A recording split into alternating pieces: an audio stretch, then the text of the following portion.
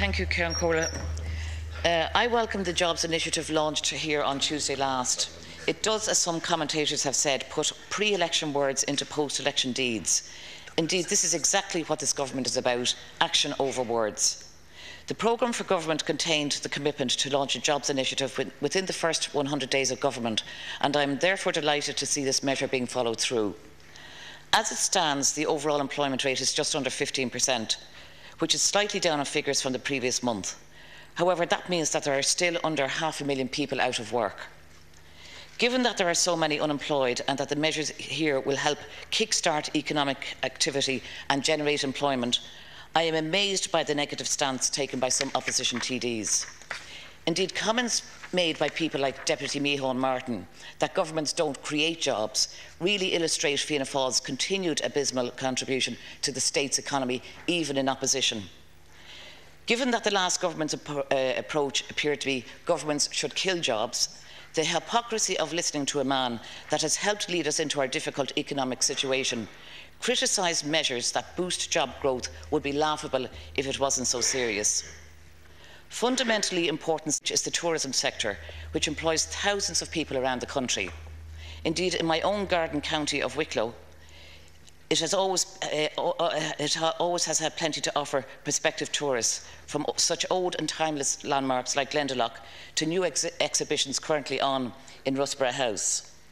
However, the tourism industry has suffered greatly during the economic downturn, with numbers visiting the country down substantially. I have seen first the closure of local businesses dependent on the influx of tourists every year. So therefore, I welcome the proposals contained here. Firstly, the abolishment of the travel tax on airline passengers would be vital in attracting people from abroad by incentivising more of them to visit. Indeed, the abolishment of this pointless Fianna Fáil-inspired tax is being done in conjunction with airlines to restore lost routes, thereby bringing more people here from a wider catchment area. Secondly, I would like to welcome the commitment to reform the visa application system for entry into the country. Expense and red tape will be cut for those overseas visitors who have already obtained a visa from the UK.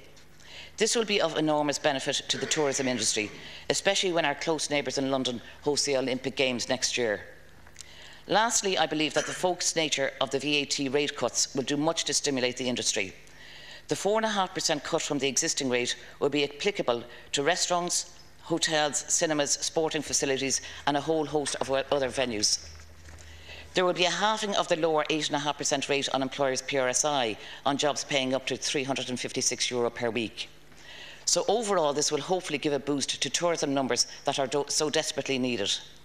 And I think the fact that so many organisations, from the Irish Hotels Federation to the Restaurant Association of Ireland, have welcomed the proposals suggests that this may indeed provide that boost.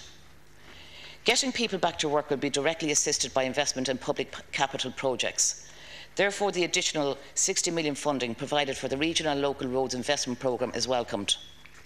Regional and local roads in County Wicklow will benefit to an estimated 1.5 million, affecting 18 different routes throughout the constituency. This is in addition to the initial grant of 3.5 million made available earlier this year. The additional funding will go to much-needed surface restoration and road reconstruction works that is essential following the damage caused by last year's severe weather.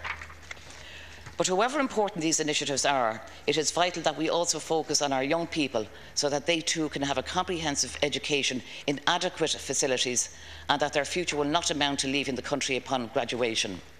It is for this reason that I also welcome the extra 30 million that will go to much needed works on schools around the country. A further 30 in primary and post-primary schools in the Wicklow East Carlow constituency will benefit from these summer work scheme. And this is in addition to the 19 schools that received funding for electrical, gas and mechanical work earlier.